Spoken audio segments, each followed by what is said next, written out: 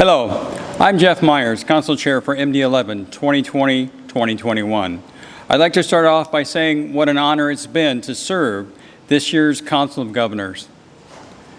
I was asked by Lyon Windy, our Executive Director, to do a State of the State address. In doing so, my military background says this is where you say you are leaving the state in a better state than when you found it. And that you can rest assured on, I feel we have done collectively. Let's start out by saying, as the Council's previous GLT, the number one rule for Lionism is to learn to improvise, adapt, and overcome. And fellow Lions and guests, boy, have we had to do that this year. First and foremost, this entire Council was active all throughout the COVID-19 pandemic. They had to learn, and learn quickly, how to hold Zoom meetings, how to protect all Lions in their district, and all about social distancing. Lion safety was a number one concern of this Council for the entire year. Despite clubs not meeting for the majority of the year, they managed to improvise, adapt, and overcome. They are still encouraged clubs, and they still continue to encourage clubs. And they continue to talk to clubs about working on the pillars of Lionism, and those 5 pillars that we talk about: environment, hunger, vision, diabetes, and childhood cancer. The Defense Against Diabetes grant we were awarded allowed us to reach out to so many of our state's type 2 diabetics, to educate them, train them, and hopefully brighten the future of so many with that disease. District 11B2 partnered with Bronson Hospital and assisted with their Children with Diabetes program. But up to that point, the grant was only used on older patients for education of their disease and eating habits. So kudos to District 11B2 for thinking outside of the box and presenting a whole different avenue of looking at that grant and using those funds. Let's talk about hunger. District C1 received an LCI grant, and the Lions of Michigan did a matching grant, and we were talking about $97,000. With that, they did what they called a mega freezer. This freezer is located at a food distribution hub in Hamilton, Michigan, called Hunger for Christ.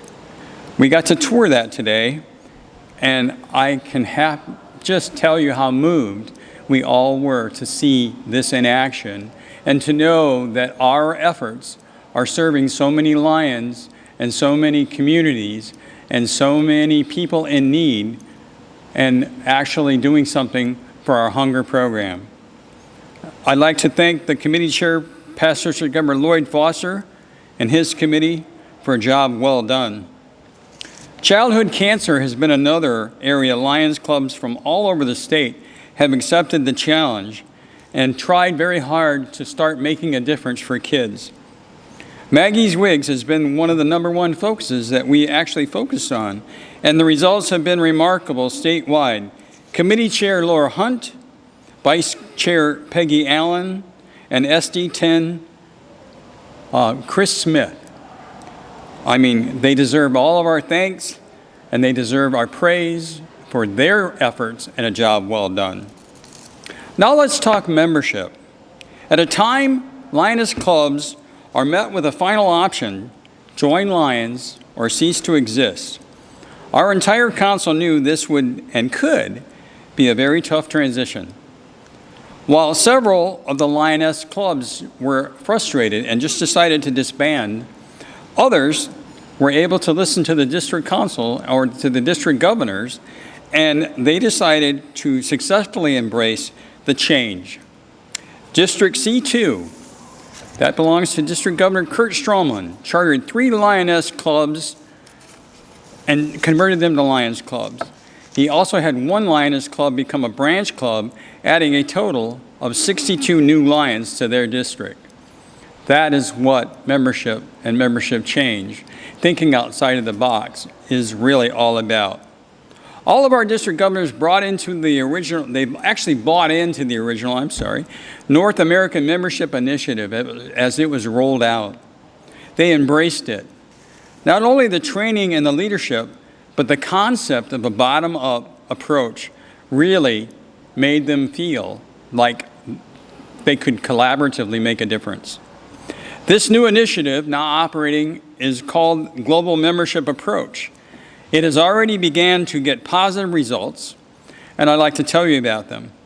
District with some outstanding results so far in this category, District A1, Governor Dave Wilbert, has been chartering one new Lions Club, and they actually stand at a plus 15 membership growth. And a lot more things are coming down the pike where they have actually began to get more people involved, the community more involved, and all of that is basically because of District A1's GAT team, the District Governor David Wilbert, and their efforts. District A2, District Governor Leo Schaefer and his GAT team currently stand at a plus 47. And with one more Lions Club possibly converting by the year end, it's hard to tell you where their exact numbers in the positive side may end up. D2, District Governor Sammy McCool and his GAT team have chartered 3 new Lions Clubs and increased his district membership to a plus 57. We also need to mention some Lions Clubs on their own because their own growth has been very outstanding. Southgate Lions have had a 550% increase in their membership. 550%. Think about that. The Beverly Hills Lions have had a 53% increase. New Baltimore Lions have had a 67% increase. Sterling Heights Lions have had a 72% increase. And lastly, we have to look at so many of the clubs that instead of having Lions walk out the back door, and they're looking at retention and retention programs based on the efforts of their new training and their new bottom-up approach, have started to slow the trickle of Lions leaving Lionism. That is all because of the efforts of the GMTs and the GAT team and the efforts of the district governors. Also, we need to look at our current financial position because I had said we try to leave the state in a better condition than when we found it. I have to tell you that our financial position right now is extremely, extremely well. Our investment account has increased and it sits at $102,960. It's like that has just continued to grow and we have continued to be profitable in the investment market. Expenses are down. Naturally, they are down because of the COVID pandemic.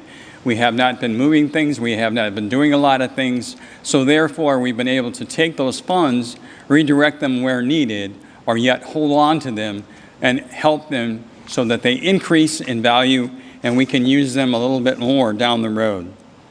Expenses are down, and that keeps us in an excellent position. The administrative fund has also raised itself, and it is up to $66,000. So in closing there, I'd just like to let you know that financially things are really in a very, very good position, as reported by our State Treasurer, Paul Hemrick. In closing, my fellow Lions and guests, please recognize this year's Council of Governors have served you well despite the multitude of setbacks that they have had to endure. Expecting their international president would be Haynes Townsend, who sadly and unexpectedly passed away, was a devastating blow to what they thought was going to be their new international president. I currently am wearing a red tie because I had the pleasure of working with and doing some things side by side with Haynes Townsend, and the red bow tie was something that he gave to all of the council, expecting to be able to serve with him. However, on his sudden passing in November, they went to St. Charles and they were told, no, their new international director will be Doug Alexander. They had their photos taken with Governor Alexander and they were all geared to go up with him, and then another change happened. Governor Alexander was asked to hold his position, and International Director Choi was put back in place for one more year. So the entire council served under International Director Choi. And then some of the other things that happened, the International Convention was canceled in Singapore.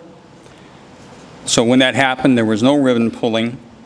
They were not part of an International Lions event. Their council meetings were reduced mostly to Zoom meetings. The forum was virtual, as was the USA-Canada. Major events that did not happen was a major issue for them because they didn't get to attend them.